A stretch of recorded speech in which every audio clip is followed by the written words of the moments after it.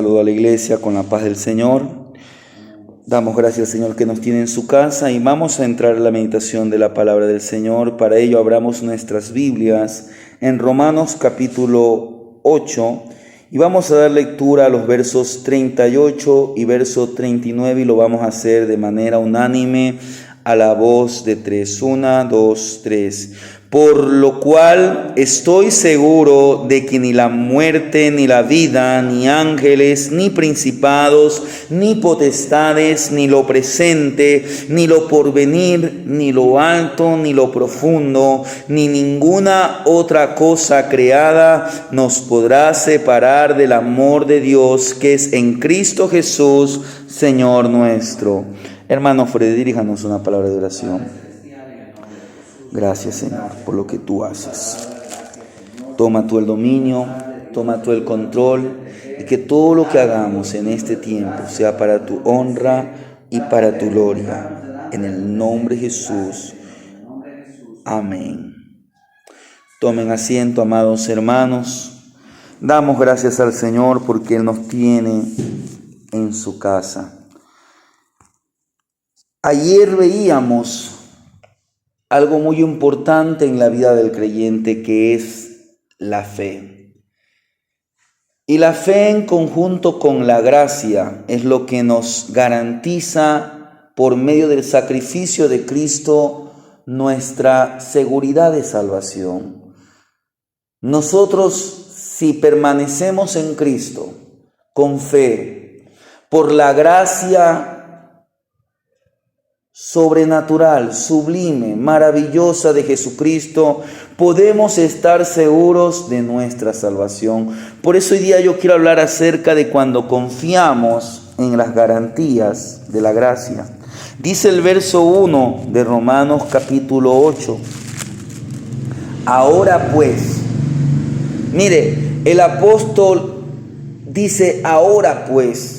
Es decir, que esta palabra tenemos que analizarla en base a todo lo que Pablo viene diciendo en el capítulo 7 y en los capítulos anteriores. En el capítulo 7, Pablo nos habla acerca, o él mirando a sí mismo ve el pecado que moraba en sí mismo, y aún él dice, miserable de mí, ¿quién podrá librarme de este cuerpo de pecado? Mas él en el verso 25 dice, gracias doy a Dios por Jesucristo Señor nuestro, así que yo mismo con la mente sirvo a la ley de Dios, mas con la carne a la ley del pecado.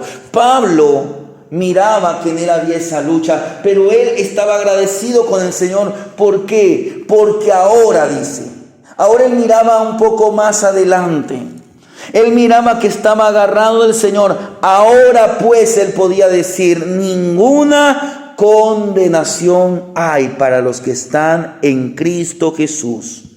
Y el verso 31, él declara lo siguiente, ¿qué pues diremos a esto? Si Dios es por nosotros, ¿quién contra nosotros? Es como que si Pablo nos hace una pregunta y nos dice, ¿hay esperanza? Edward Payton tuvo una vida sumamente difícil. La muerte de su hermano menor lo destrozó y él padecía de bipolaridad. Las personas bipolares son aquellas que cambian de estado de ánimo de un momento a otro, y durante días sufría este hombre terribles dolores de cabeza, las migrañas que a veces se conocen. Como si fuera poco, este hombre quedó paralítico de un brazo al caerse de un caballo y casi muere de tuberculosis. Lo sorprendente es que Edward Payson no se desanimó ni perdió las esperanzas. Sus amigos dijeron que antes de morir tenía un enorme gozo. ¿Cómo puede ser esto?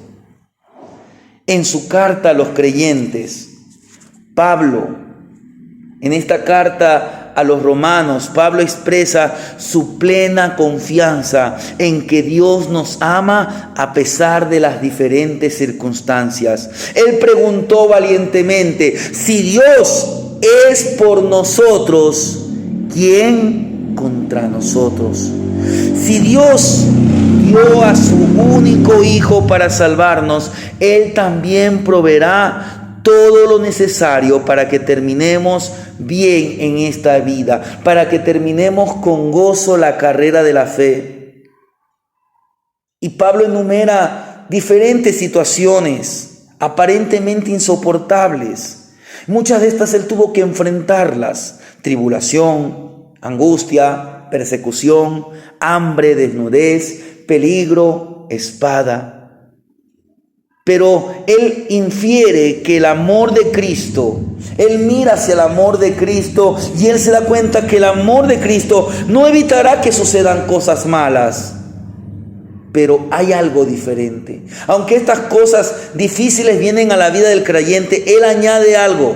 Antes, en todas estas cosas, somos más que vencedores por medio de aquel que nos amó. Y eso lo dice en el verso 37. Y ahí entramos a lo que nos dice el verso 38.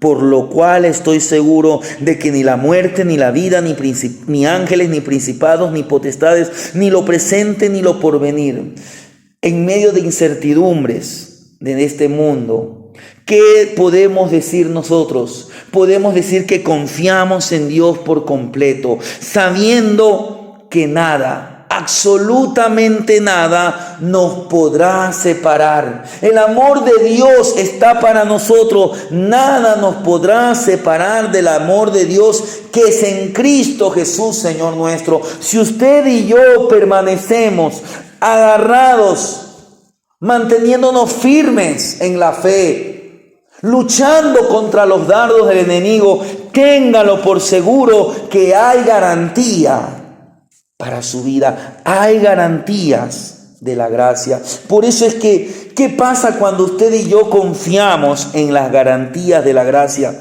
Recuérdese que en la vida hay luchas. Cuando estamos en batallas espirituales, tenemos luchas. Todos los creyentes tenemos luchas. Por eso es que Pablo entendía esas épocas difíciles. Eso es lo que habló en el capítulo 7 de Romanos. Hay conflictos espirituales. Y estos son muy comunes en todos. ¿Cuáles son los conflictos espirituales? Son los conflictos entre la carne y el espíritu. Y Pablo de eso habló mucho en sus epístolas. A veces estas batallas hacen que nos sintamos sin ánimos de luchar.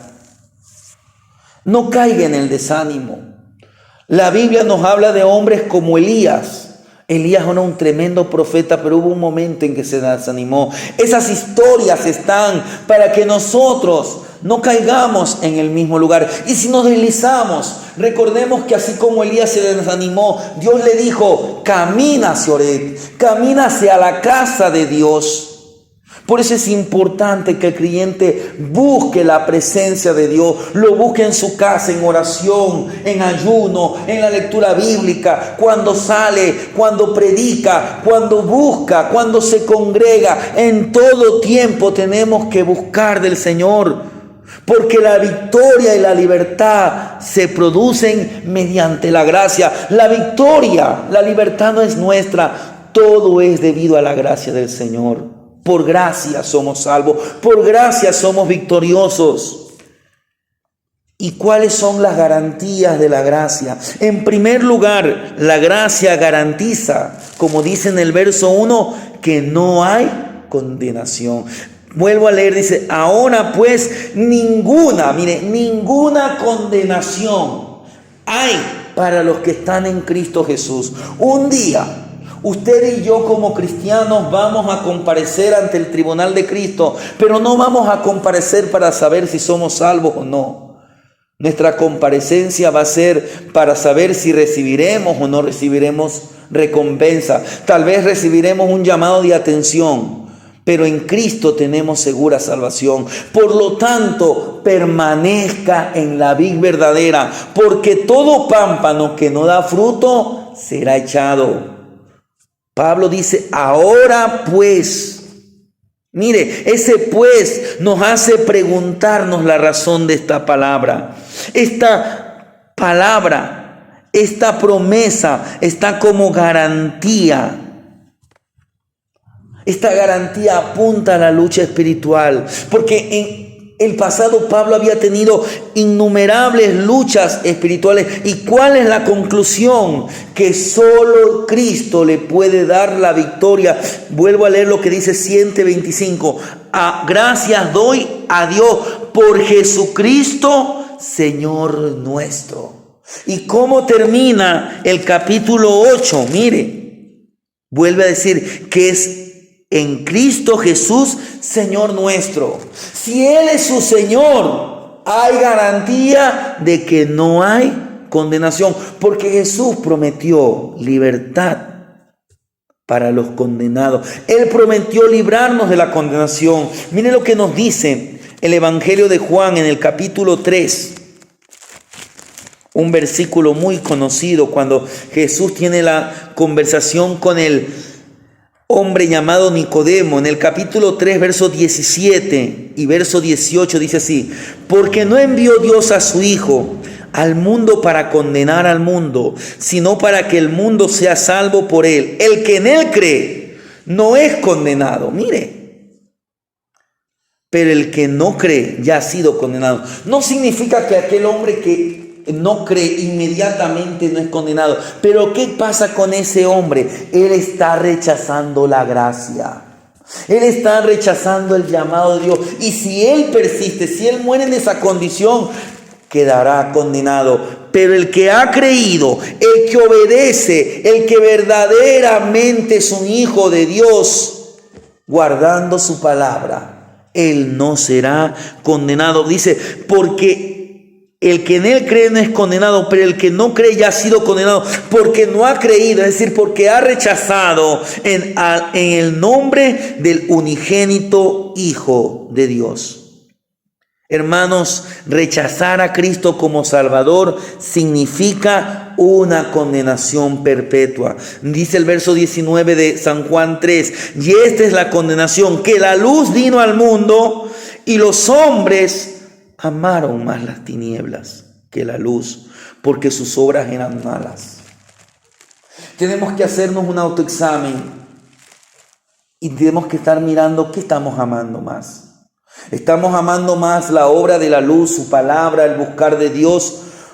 ¿O estamos empezando a dar lugar a las tinieblas? Tengamos mucho cuidado. Si es así, vayamos inmediatamente a los pies de Cristo. No rechacemos el llamado que Él nos hace a estar sin ninguna clase de condenación. La gracia garantiza que no hay condenación. Pero ¿qué más nos garantiza la gracia? Mire lo que nos dice, volviendo al capítulo 2, al capítulo 8 de Romanos, los versos 2 al 4. Dice así: porque la ley del Espíritu de vida en Cristo Jesús me ha librado de la ley del pecado y de la muerte. Porque lo que era imposible para la ley, por cuanto era débil por la carne, Dios, enviando a su Hijo en semejanza de carne de pecado, y a causa del pecado condenó al pecado en la carne, para que la justicia de la ley se cumpliese en nosotros, que no andamos conforme a la carne, sino conforme al Espíritu. La gracia, hermanos, garantiza liberación del dominio de la ley. Nuestra salvación se basa totalmente en la fe. Pablo lo dice en Romanos 5:1, justificados pues por la fe, tenemos paz para con Dios por medio de nuestro Señor Jesucristo. Entonces, ¿qué pasa? Cuando usted viene a Cristo por medio de fe, la gracia que es derramada en su vida nos libera de la ley del pecado y de la muerte. Ya no estamos bajo la condenación del pecado, porque si así fuera, si Cristo no hubiera muerto, si la fe no hubiera sido depositada por el Espíritu Santo en nuestras vidas, si esa gracia no hubiera sido derramada, por más buenas obras, por más penitencias, por más actos de piedad que humanamente hubiéramos hecho, no pudiéramos ser salvos. La fe nos justifica. Abraham creyó y le fue contado por justicia. No podemos ser salvos ni guardados por Dios mediante la observancia de la ley. Es verdad que la ley es buena cuando se la usa legítimamente, y la ley en completo, es decir, no estoy hablando solamente de los 10 mandamientos o de la ley moral, no, hablando en completo de la ley de Dios, que es la palabra de Dios. La ley de Dios convierte el alma. ¿Pero por qué? Porque la ley nos señala al Redentor. Porque el centro de la ley, el centro de la palabra de Dios es Cristo. El tema principal de las Sagradas Escrituras es Jesucristo. La ley nos confronta con nuestro pecado y nos señala a nuestro Salvador. Piensa en aquel fariseo perdido y en aquel publicano salvo. Usted lo puede leer en su casa en Lucas 18 del verso 10 al 14. Aquel fariseo se jactaba de guardar la ley. Pero ¿qué pasaba con ese hombre? Ese hombre estaba perdido. Mas aquel publicano puso su mirada en el autor y en el consumador. Puso su mirada en la gracia de Dios. Y él podía decir: Señor, sé propicio a mí que soy pecador. Y ese hombre fue salvo. Los Gálatas. Cuando usted lee la carta a los Gálatas, Pablo le escribe con dolor. Pablo dice: me maravillo de que tan pronto os hayas apartado, os hayas dejado seducir, os hayas dejado engañar. Mire lo que dice Gálatas. Veamos algunos versículos de esta carta. Dice el verso 6 del capítulo 1: estoy maravillado de que tan pronto os hayas alejado del que os llamó por la gracia, no por la ley, no por un ritual, no por una observancia. Es verdad que la palabra de Dios nos edifica, pero para nosotros poder cumplir la palabra de Dios necesitamos a Cristo, necesitamos de su gracia para seguir un evangelio diferente. ¿Qué estaba pasando en Galacia? Los Gálatas trataron de mezclar la ley con la gracia y se percataron de que era inútil. No somos salvos si seguimos siéndolo mediante la ley. Mire lo que nos dice en el capítulo 2 de Gálatas, el verso 16. Sabiendo que el hombre no es justificado por las obras de la ley, sino por la fe de Jesucristo. Nosotros también hemos creído en Jesucristo para ser justificados por la fe de Cristo y no por las obras de la ley, por cuanto por las obras de la ley nadie será justificado. En aquellos tiempos, los seguidores de la ley que habían creído en Cristo, pero querían seguir manteniendo los rituales, la ceremonia y ciertos mandamientos de la ley, decían: no, si no te circuncidas no eres salvo. Es como que yo le dijera a un creyente: si usted no se lee toda la Biblia, usted no es salvo. ¿Dónde está eso? ¿Es importante que un creyente lea la Biblia? Claro. Pero la salvación no es porque yo me lea toda la Biblia. Usted se puede leer toda la Biblia y no puede ser salvo. La salvación es un don de Dios. Y cuando usted y yo comprendemos lo grandioso que es la salvación, vamos a la Escritura sin que nadie nos lo diga. Amamos la ley de Dios. Somos como aquel, dice, hombre que es bienaventurado porque en ella se deleita, en ella medita de día y de noche. Entonces, cuando amamos a Dios de todo corazón, cuando leemos su palabra buscando que Él hable a nuestras vidas, entonces seremos como aquel hombre bienaventurado y sabemos y estamos seguros de que hay garantías de salvación, de que ahora estamos libres del dominio de la ley. ¿Por qué? Porque la ley fue para nosotros un ayo. Fue como aquel niñero que lleva al niño a los brazos de su padre. La ley nos llevaba a Cristo, dice en el capítulo 3, verso 24 de Gálatas. De manera que la ley ha sido nuestro ayo para llevarnos a Cristo, a fin de que fuésemos justificados por la fe. Mira, ayer hablábamos de la fe y hoy seguimos hablando de la fe. ¿Por qué? Porque estamos minando un puente hacia la siguiente arma.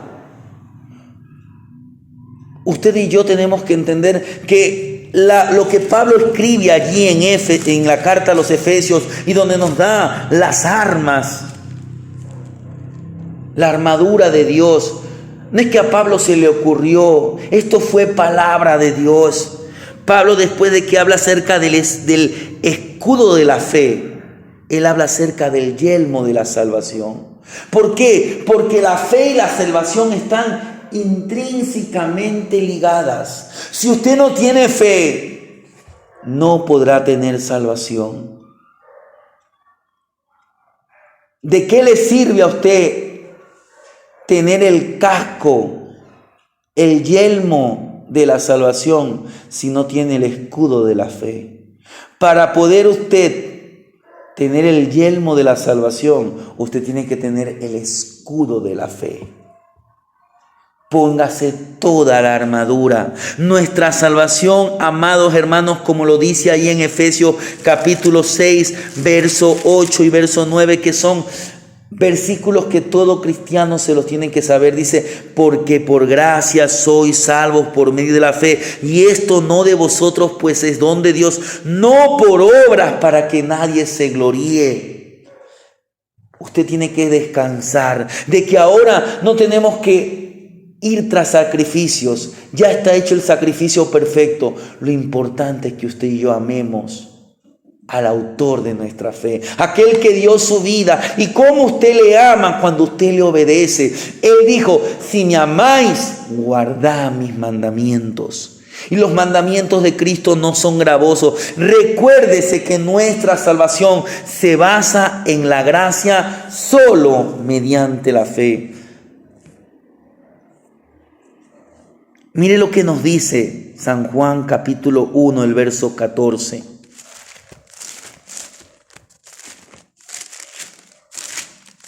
Quiero profundizar algo acerca de la gracia,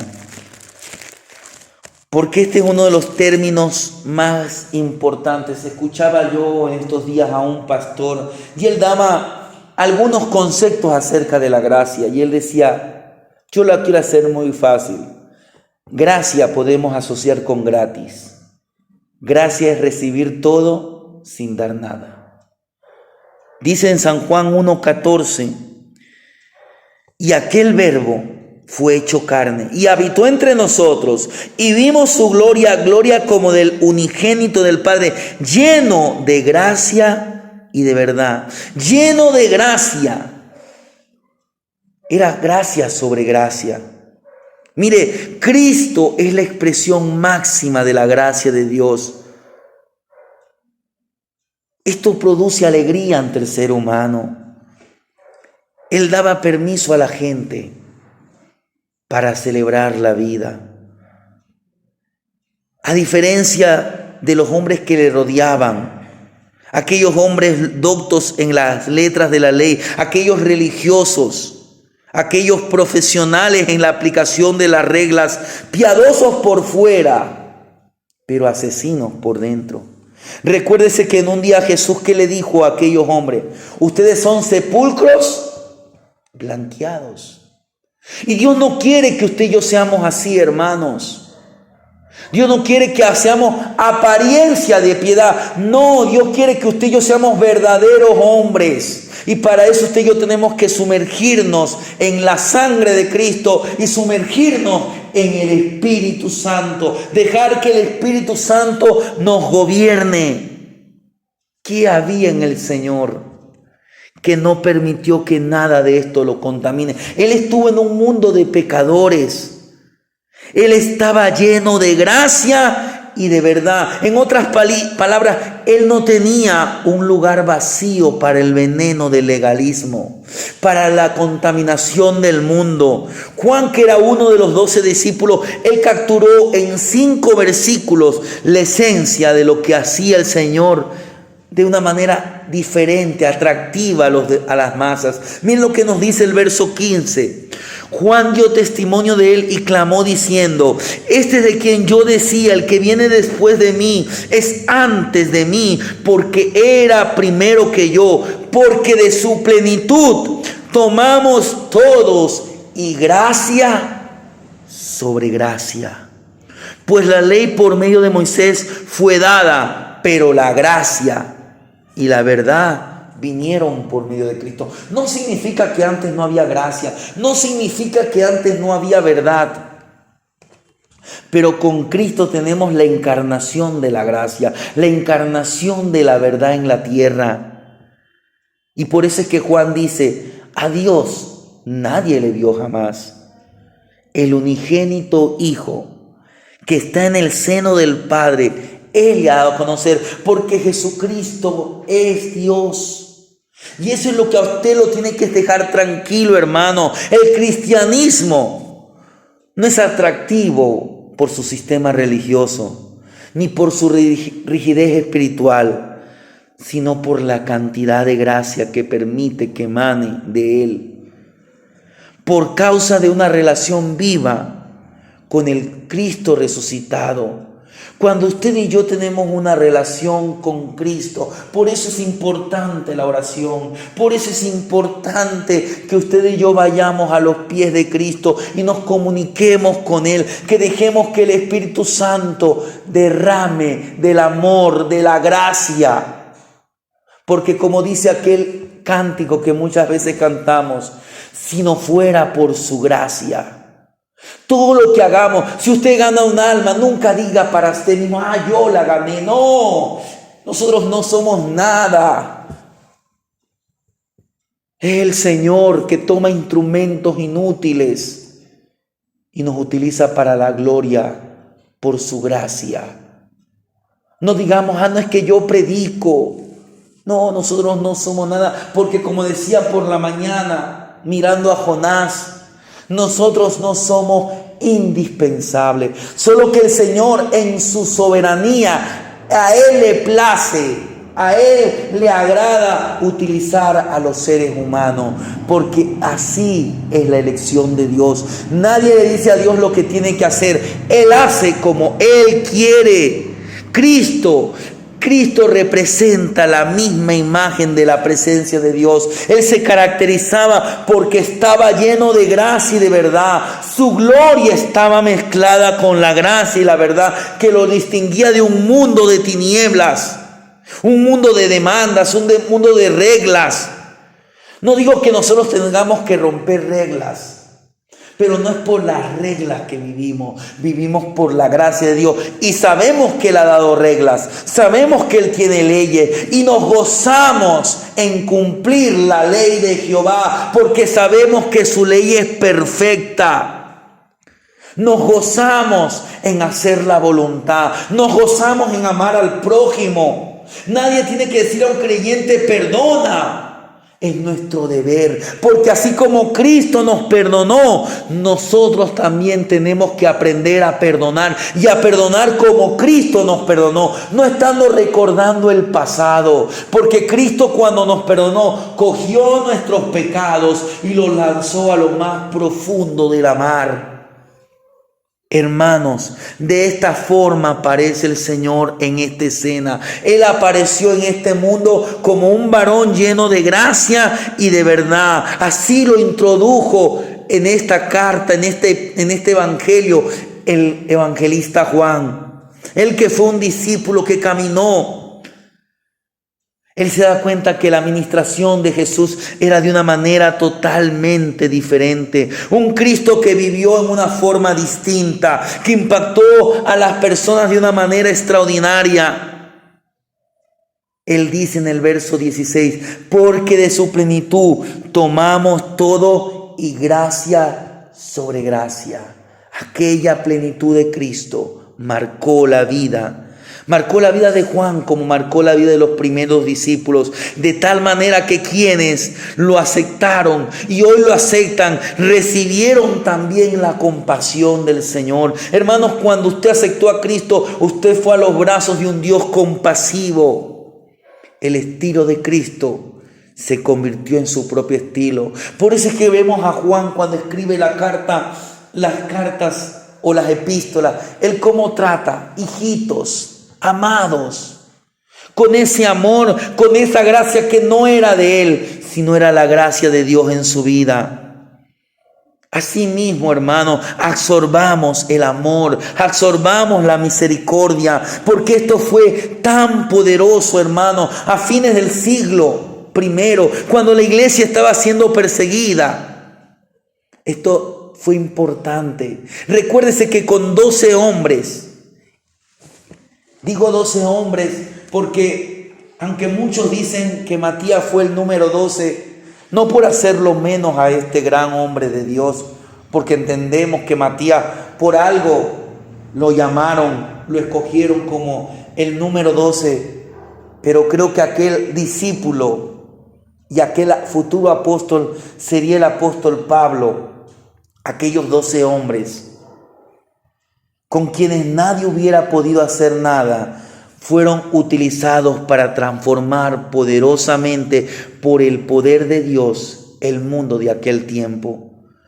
Tal era el poder, tal era la potencia de estos hombres que transformaron el Imperio Romano. El Imperio Romano no pudo hacer más que rendirse al cristianismo. Es verdad que de esto nació la Iglesia Católica, pero recuérdese que al principio la Iglesia Católica era una iglesia que pertenecía a la iglesia verdadera.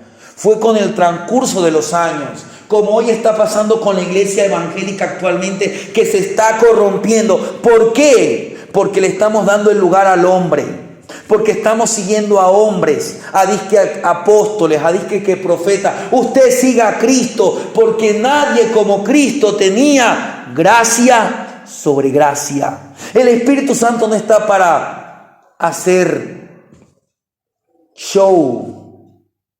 El Espíritu Santo no está. El Espíritu Santo vino sobre la iglesia para que usted y yo seamos testigos fieles, para que vayamos y prediquemos, no para que hagamos espectáculo, no para que traigamos honra sobre nosotros. La gloria solamente le pertenece a Dios, porque el único que dio su vida en la cruz del Calvario por la humanidad fue Jesucristo. No lo fue ni Pablo, ni Pedro, ni Martín Lutero, ni Juan Calvino, ni Guille Ávila, ni Dante Gebel, ni ninguno de los grandes predicadores. Usted y yo seguimos a Cristo absolutamente. Cuando los discípulos no solamente tomaron de su plenitud, sino que Juan nos dice que además recibieron gracia sobre gracia. Juan dice, porque de su plenitud tomamos todos. La gracia de Cristo está para nosotros, hermano. Solo que usted tiene que tomarla. En otras palabras, usted tiene que recibirla. Pues la ley por medio de Moisés fue dada, pero la gracia y la verdad vinieron por medio de Jesucristo. Para finalizar este mensaje, quiero ver los versos 35 al 39 de Romanos capítulo 8. Pasajes muy conocidos. Dice Pablo, ¿quién nos separará del amor de Cristo? Tribulación, o angustia, o persecución, o hambre, o desnudez, o peligro, o espada. Como está escrito, por causa de ti somos muertos todo el tiempo. Somos contados como ovejas de matadero. Antes, en todas estas cosas, somos más que vencedores por medio de aquel que nos amó. Por lo cual, dice Pablo, estoy seguro de que ni la muerte, ni la vida, ni ángeles, ni principados, ni potestades, ni lo presente, ni lo porvenir, ni lo alto, ni lo profundo, ni ninguna otra cosa creada nos podrá separar del amor de Dios que es en Cristo Jesús, Señor nuestro. En tercer punto, la gracia garantiza que no hay separación. ¿Quién nos podrá separar? Pablo pregunta, ¿quién nos podrá separar del amor de Cristo? Piensa en las diferentes posibilidades: tribulación, angustia, persecución, hambre, desnudez, peligro, espada.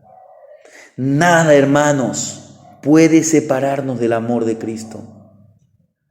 De parte de Cristo siempre habrá amor. Ahora usted no rechace, no sea terco, no sea duro, sino tenga un corazón abierto a la gracia de Dios. Él estará con nosotros todo el tiempo y nosotros estaremos con Él toda la eternidad. Para concluir este mensaje, quiero concluirlo con algunas preguntas. ¿Hemos respondido a la invitación de Dios para salvación? Qué bueno que usted y yo hayamos respondido. Pablo dijo, porque no fui rebelde a la visión celestial. Segunda pregunta, ¿está usted confiando en las garantías de la gracia? ¿Estamos seguros en nuestra salvación? Porque si comenzamos a titubear, puede ser porque no estamos viviendo conforme al Señor. Pero recuérdese que si hemos pecado, abogado tenemos. No es que usted perdió la salvación, no, la salvación no se pierde así por así. La salvación se pierde porque se rechaza. Y una vez que usted pierde la salvación, no se puede volver a obtener salvación, según lo dice el escritor de Hebreos. Lo que queda es una horrenda expectación de juicio. Y aquel que perdió, si un cristiano rechazó, lamentablemente ese hombre blasfemó al Espíritu Santo y su conciencia ha quedado cauterizada. Una persona que perdió la salvación no va a desear volver a obtener la salvación. Esa persona rechazó completamente. Pero si usted se siente mal, se siente porque tal vez su relación con el Señor no está en los mejores términos, vaya a los pies del Señor. Él está ahí dispuesto para recibirnos como aquel padre que está con los brazos abiertos para aquel hijo. Quiero hablarle hoy de esa buena noticia. Hermanos, el Señor nos invita a que vivamos en buenas nuevas de salvación todos los días. Una vida de fe. Una vida con garantía se hace realidad cuando usted y cuando yo, cuando confiamos en las garantías de la gracia. Amén.